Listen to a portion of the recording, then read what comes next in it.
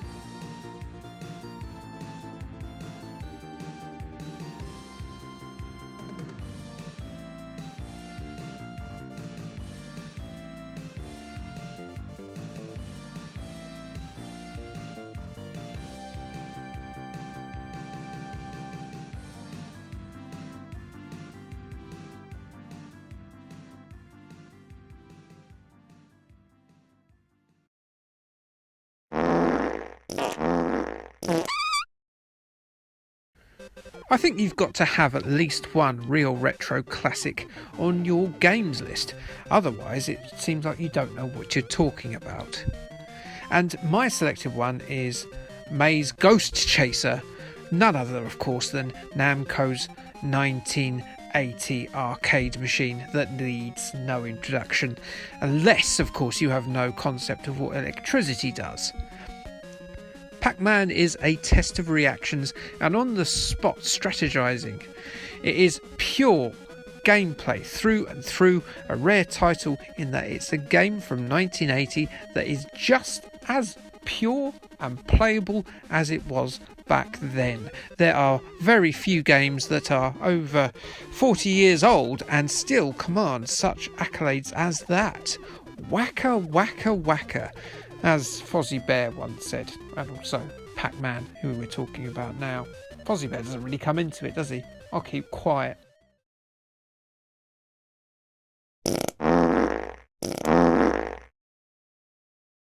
There are a lot of really good, crisply graphicked, and they're always really crisp, aren't they?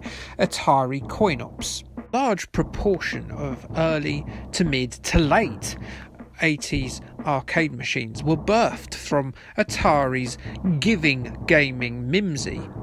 From Asteroids to Paperboy, from Gauntlet to Marble Madness, from Missile Command to APB, from Star Wars to Zybots.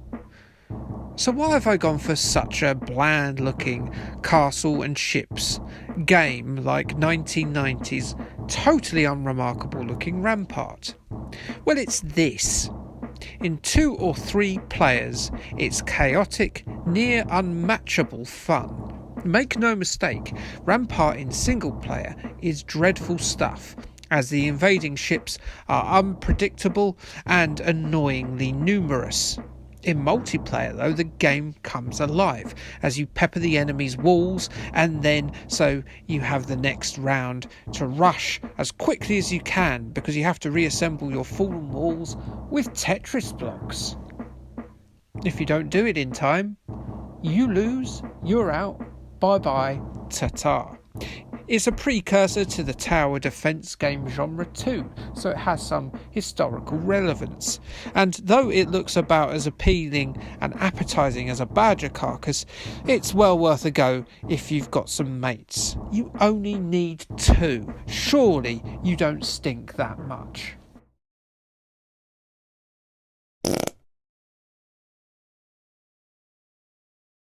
Number 8, and we're in 1988, and this game, believe it or not, came out in 1988, but just look at it, look at what you can do in this game.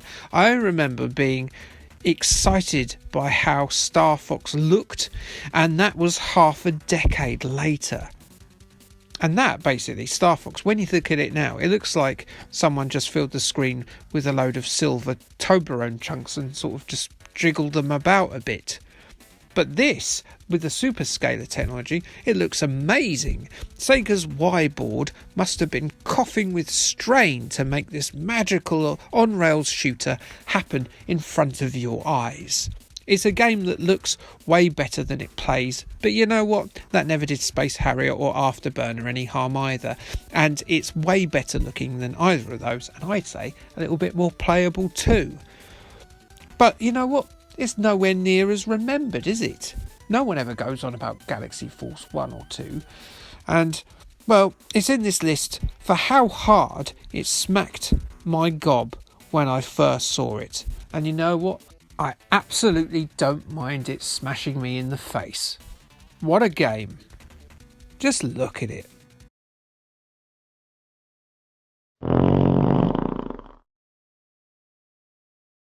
I was at the right age to completely love the Turtles cartoon. And one day when I saw this at the travelling fair in 1989, with its 4-player cabinet and its booming Konami soundtrack, well, my jaw just hit the floor. I had no idea that this game existed in any form, and more than that, it looked like a cartoon. Sorry, it looked like the cartoon of the moment. All of my favourite villain characters were included as bosses. It had April O'Neil in that catsuit that you can make a man go abnormal looking at a cartoon like that. And I know that all my favourite characters were included because I dumped an entire week's pocket money into it on my very first go, because I had to see it all. I loved the Turtles that much, and I loved the game that much. What a rush it was playing this back in 1989. After the uninteractive bilge that was Dragon's Lair, to have an approximation of an interactive cartoon in 1989 of my absolute favourite cartoon of the time, well, this was just phenomenal. Sure, Konami's beat-em-ups are nowhere near as good as Sega or Capcom's best efforts, as they're an awful lot more limited in their movesets and enemy types. And in many respects, this is even superseded by Konami's very own sequel to this game, and the massively underrated classic Vendetta. But TMNT, it just hit the sweet spot for me at exactly the right time, and for that, it's earned its place in my very best memories. It has to have a spot on this list.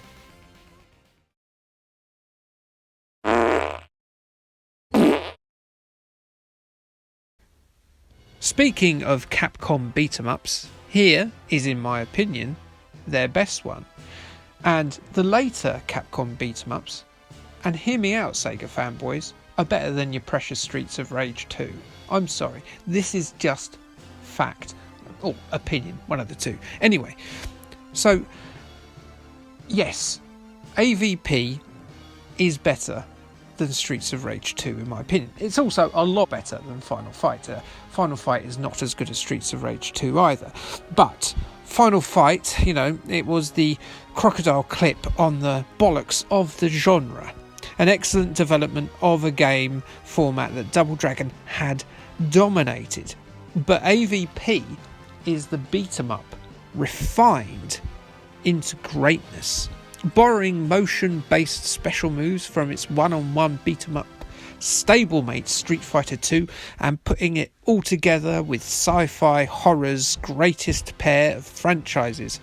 Well, it's just a wonderful combination. I really like the Punisher game too, but you can play as a distant relative of Arnold Schwarzenegger's Dutch Schaefer, who's also called Dutch Schaefer, but he's got a metal arm. How cool is that? He even sounds like him.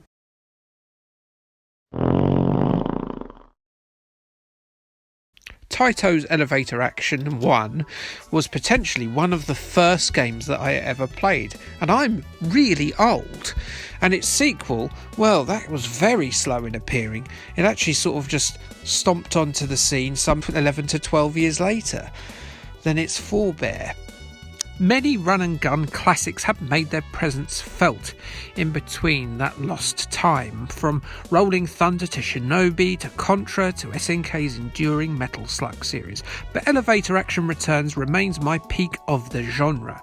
Immensely playable with constant exciting set pieces, Elevator Action Returns is a superbly playable tramp through multiple challenging levels, and its door ducking and blasting is well worth a look on your old Mamo box.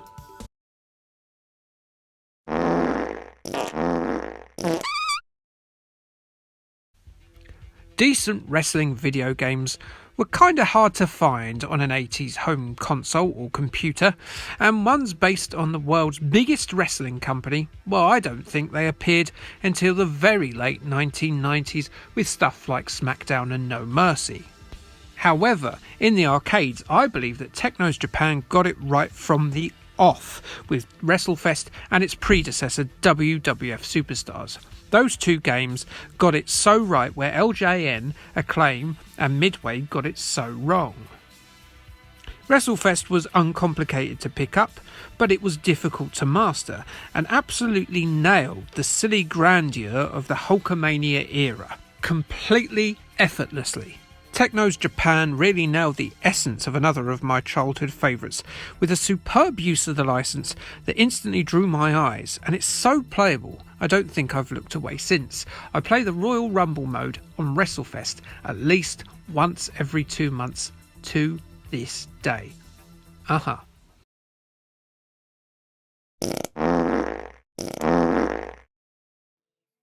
The two main things I think we remember well about arcade games are nostalgia and the experience itself. There's something unique about the arcade experience that you just couldn't get at home. No game, I think, encapsulates nostalgia better, or the experience of an arcade better, than Outrun. The time of our youth was the 80s, and there was no 80s-ier game than Outrun, or at least what we thought was the 80s. This is how you and I, UK people, thought 80s Americana was. This is what we thought, we hoped that our young adulthood would be, even though it was of course made in Japan by Sega. The first race, to me, is the 80s summer distilled into its purest form. It's like slipping Molly Ringwald a crafty finger as she shivers with your varsity jacket draped over her shoulders as you watch the sun recede over the Californian horizon from the top seat of the college football bleachers. It's that 80s, it's that amazing. It's perfect. The superscaler technology throws the fast roadside images at your eyes so quickly you don't even notice that you were driving through a cardboard world in your super speedy, super cool Ferrari. It was the quintessential arcade experience, punchy and brilliant, particularly if you were sat in the deluxe cab. Absolutely nothing touches Outrun for its arcade experience. Absolutely mind-blowing stuff for 1986.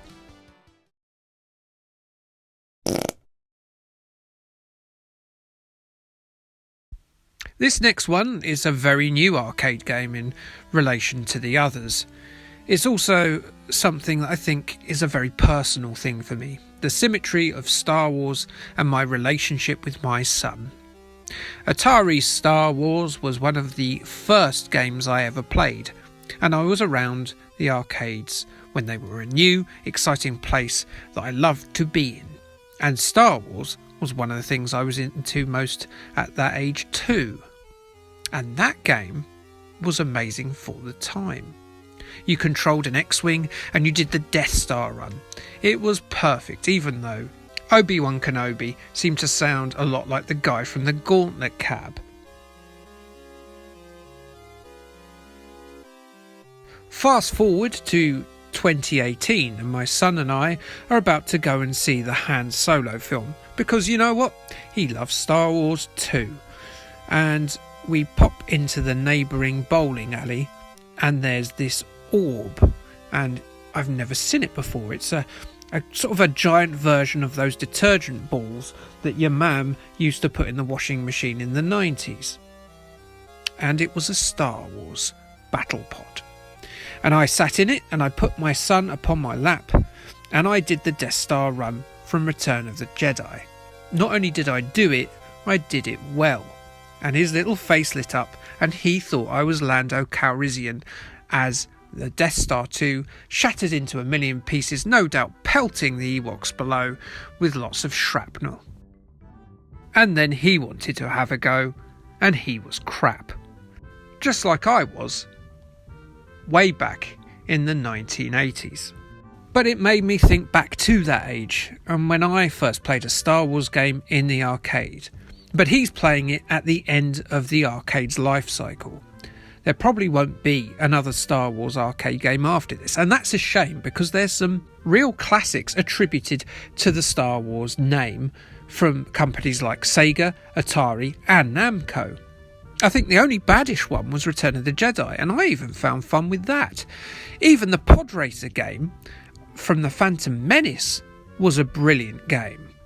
So maybe it's not a pick based on quality, though if you do see it in the wild, do play it, because it is a very good arcade experience. It may be symbolic to me, but that's the goodness of games, that connection you have with your children, is it not? Play it.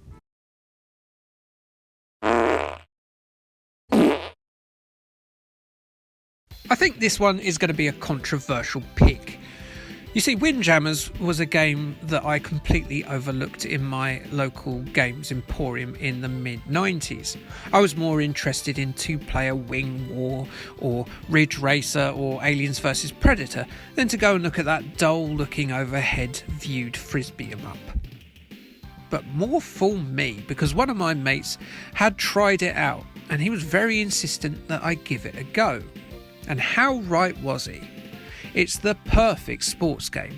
Now, I know people love things like Sensible Soccer, Pro Evolution, FIFA, Madden, NHL, Speedball 2 and all that, but for me, Windjammers is so immediately accessible that anyone can play it, but there are also little tricks and tactical plays and all sorts of strategies you can add to your game that I think make it the definitive sports game. If you're involved in a game with a player who is of equal ability to you, your hands will sweat, you will feel tense, and your adrenaline will pump. I'd argue that it's not only the best sports game that's ever been released, but actually it might well be the best competitive two-player game ever released too. Yes, better than Street Fighter 2, better than Tekken, better than Mortal Kombat, better than any of those games. It is, for me, the best fun I've ever had against someone in any game. And that is why it's my number one, because the arcade is a shared experience. That's why we remember it better than our home experiences. Windjammers is bloody great. So that's my list, and it's different from yours. I should probably apologise for it, but I won't. The arcades were all I knew about computer games for the first few years of my games playing life. And nearly all of my favourite early games memories are from that place that had the sticky floor where you struggled to lift your feet up, where your eyes tried to pierce through the darkness and the smoke of numerous cigarettes to see the next thrilling experience that you could enjoy. They were the best of times. Do a response or give me your faves in a list in the comments if you like, and maybe I'll see you again. Do check out the podcast if you haven't as well. It's a nice little chat about our favourite arcade experiences. So, like and subscribe, and thanks, bye.